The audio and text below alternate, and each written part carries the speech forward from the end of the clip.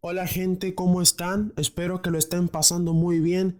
En el día de hoy iniciamos con una nueva serie en el canal que será Escuelas de Pensamiento Económico y hoy vamos a ver el origen de la economía. Habíamos visto cómo era la economía en cada una de las edades históricas, principalmente sus actividades. ¿Te interesa conocer el origen de estudio de la economía? Vamos a ello.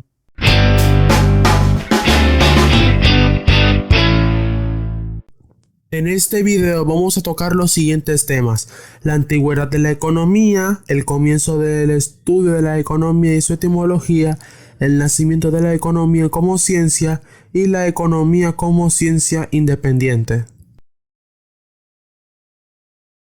Antigüedad de la economía. Recordemos que la economía es una ciencia tan antigua como el mismo ser humano. Los primeros individuos que comenzaron a hacer planificaciones de su alimentación y de su organización como comunidad social y estaban haciendo uso de esta ciencia social. El comienzo del estudio de la economía y su etimología. El estudio de la economía proviene de las civilizaciones de la Edad Antigua, aunque el premio mayor se lo llevan los griegos, ya que utilizaron por primera vez la palabra economía en su idioma o economía. Pero para conocer la etimología de esta palabra, debemos saber qué es la etimología. La etimología es el origen o significado de las palabras. La etimología de economía viene de oiko, de hogar, y neimen, de gestión y o administración. En aquel entonces significaba la administración o gestión del hogar. Platón le dio una definición dividida en dos partes. La primera era el estudio de la administración doméstica y la segunda era el estudio del comercio. Aristóteles fue el primer economista analítico, ya que éste se refirió a diversos temas económicos, tales como las teorías monetarias y los fenómenos de cambios.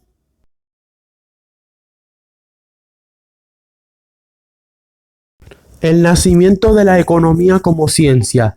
El nacimiento de la economía como ciencia se debe a la Escuela de Salamanca, ya que ésta defendió los beneficios de la propiedad privada a las actividades económicas. Por sus contribuciones han sido reconocidos como los fundadores de la ciencia económica, aunque sus aportes quedarían olvidados durante el siglo XX.